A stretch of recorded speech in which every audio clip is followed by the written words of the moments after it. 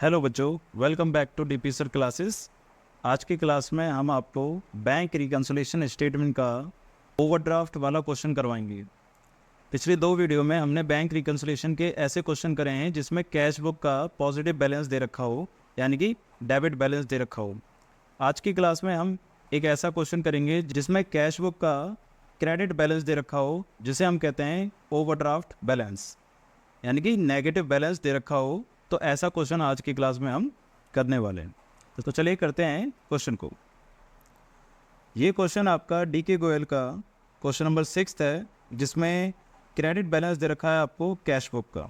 ठीक है, क्वेश्चन कह रहा है prepare the bank reconciliation statement from the following particular age on 30 जून। जैसे कि हमने बताया था कि अगर डेट दे रखी हो तो डेट को आपको ध्यान रखना पड़ेगा।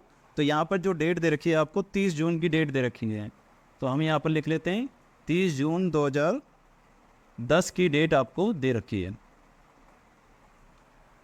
आगे कह रहा है credit balance as per bank column of cash book. Cash book का क्रेडिट बैलेंस दे रखा है, यानी कि नेगेटिव बैलेंस दे रखा है 3600 रुपये। तो सिंपल सा क्वेश्चन है, फॉर्मेट था हमारे पास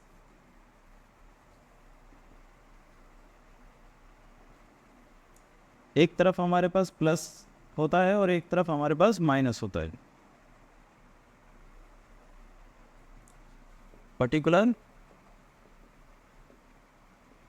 अब यहाँ पर जो बैलेंस दे रखा है वो ओवरड्राफ्ट बैलेंस है, तो आप इसको इस तरीके से लिखेंगे ओवरड्राफ्ट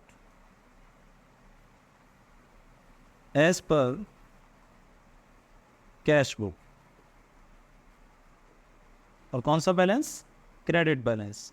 और किस तरफ लिखा जाएगा? माइनस की तरफ लिखा जाएगा 3600 रुपये, क्योंकि ये क्या है आपके पास नेगेटिव बैलेंस दे रखा है। सेकंड कह रहा है cheque issue to the creditors but not yet presented for payment. Cheque issue करा है आपने, आपने क्रेडिटर को पेमेंट करी है, तो चेक काटा है आपने।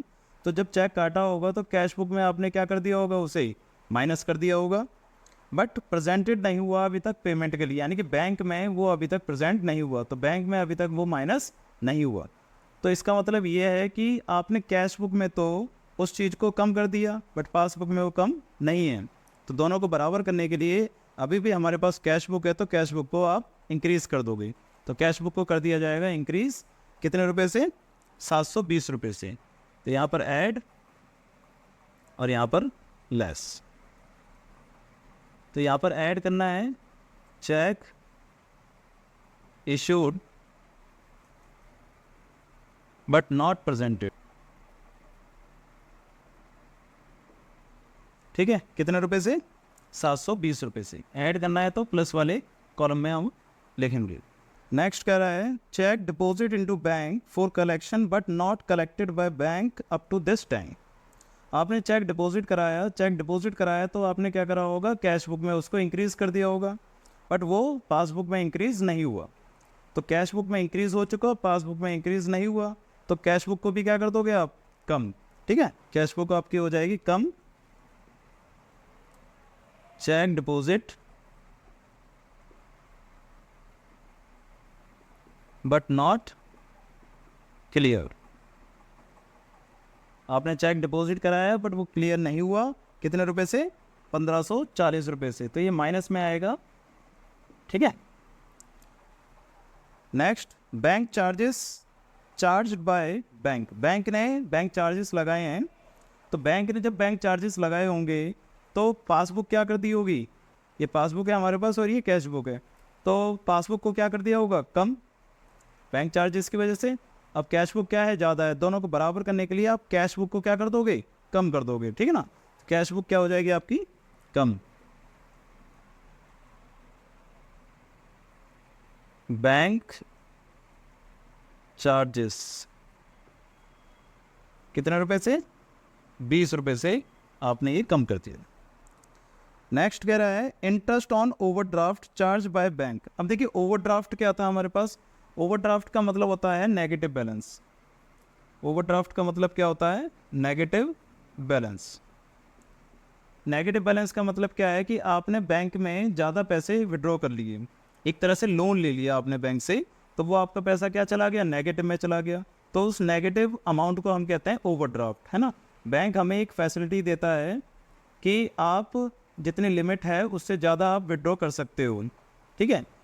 उस विड्रॉ करने की जो फैसिलिटी होती है उसको ओवरड्राफ्ट कहते हैं। अब मान के चलिए आपने ज़्यादा विड्रॉ कर लिया तो उस पर बैंक क्या लगाएगी, ब्याज, लोन की तरह वो ट्रीट किया जा रहा है, ठीक है। तो बैंक ने चार्ज लगाया है। अब जब बैंक इस चार्ज को लगा रही है तो उसको कह रही है वो interest on overdraft. Interest on overdraft से अब वो पैसे आपके क्या करेगी, डिडक्ट करेगी, ना कि आपको पैसे देगी, ठीक है ना। जब आप डिपॉजिट कराते हो तो जो इंटरेस्ट मिलता है उससे पैसे बढ़ते हैं और बैंक ओवरड्राफ्ट के इंटरेस्ट से पैसे आपके क्या होंगे, कम होंगे, ठीक है। यहाँ पर क्या है, इंटरेस्ट ऑन ओवरड्राफ्ट जब लगा होगा तो बैंक अमाउंट क्या हो गया होगा, कम। तो बैंक और कैश बुक, बैंक क्या हो गया होगा, कम हो गया होगा, और कैश बुक को भी क्या करना है आपको, कम करना है, ठीक है ना। ये एक तरह से बैंक चार्जेस की तरह काम कर रहे हैं। तो यहाँ पर आ जाएगा इंटरेस्ट ऑन ओवरड्राफ्ट, कितने रुपए, 25 रुपए। नेक्स्ट कह रहा है customer deposited into our bank account without informing us. एक कस्टमर ने हमारे बैंक अकाउंट में पैसे जमा करा दिए बिना इन्फॉर्म किए। तो कस्टमर ने बैंक अकाउंट में पैसे जमा करा दिए बिना इन्फॉर्म किए, तो अब बैंक अकाउंट आपका क्या हो गया होगा, बढ़ गया होगा। बैंक में पैसे आपके बढ़ गए, कैश में कम है, तो कैश बुक को भी क्या कर देंगे, बढ़ा देंगे आप। सिंपल सा कंसेप्ट है। नेक्स्ट है a customer directly deposited in bank, कितने रुपए, 240 रुपये। तो ये प्लस के हैं, बढ़ाने हैं आपको 240 रुपये। नेक्स्ट कह रहा है bank paid house tax on our behalf. हमारे कहने पर बैंक ने हाउस टैक्स पे कर दिया, but no information was receive from bank. Bank ने हमें कोई इन्फॉर्मेशन नहीं दी। तो सिंपल सा कंसेप्ट है, बैंक ने पैसे क्या कर दिए, कम। अब बैंक और कैश बुक, बैंक ने पैसे कम कर दिए हाउस टैक्स के, और कैश बुक भी क्या हो जाएगी, अब फिर कम करनी पड़ेगी हमें। कैश बुक को क्या करना है हमें, कम। House tax paid by bank, कितने रुपए से, 35 रुपये से, ठीक है। 35 रुपये से हाउस टैक्स पे कर दिया गया, तो हमने कैश बुक में भी कम कर दी। अब ये सिंपल क्वेश्चन हो चुका है। अब हमें क्या करना है, पॉजिटिव वालों को ऐड करना है और नेगेटिव वालों को भी ऐड करना है।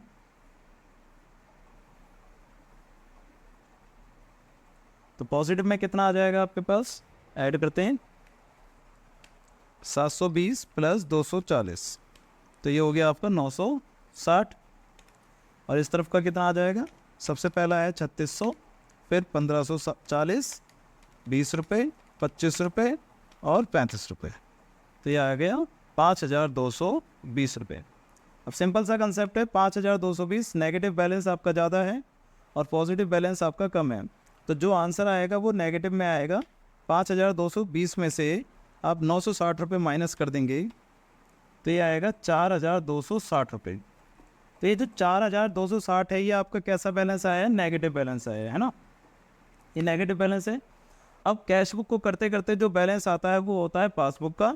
अब ये पासबुक का क्या है, नेगेटिव बैलेंस। तो पासबुक का जो नेगेटिव बैलेंस है उसे हम क्या लिखेंगे, ओवरड्राफ्ट ही लिखेंगे, क्योंकि जो पॉजिटिव बैलेंस होते हैं उसे तो हम लिखते हैं बैलेंस, और जो नेगेटिव बैलेंस होते हैं उन्हें लिखते हैं हम ओवरड्राफ्ट, ठीक है। तो यहाँ पर लिखा जाएगा ओवरड्राफ्ट एज पर पासबुक। और कैसा बैलेंस हो जाएगा, ये डेबिट बैलेंस, क्योंकि पासबुक का जो ओवरड्राफ्ट बैलेंस होता है वो होता है डेबिट बैलेंस। तो कितना हो जाएगा, 4260 रुपये, ठीक है।